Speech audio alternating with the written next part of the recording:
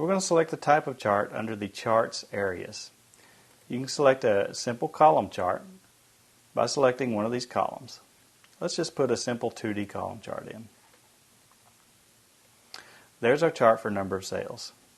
We can easily format this chart by clicking on the different formats over here, and also pull up a selection to choose from.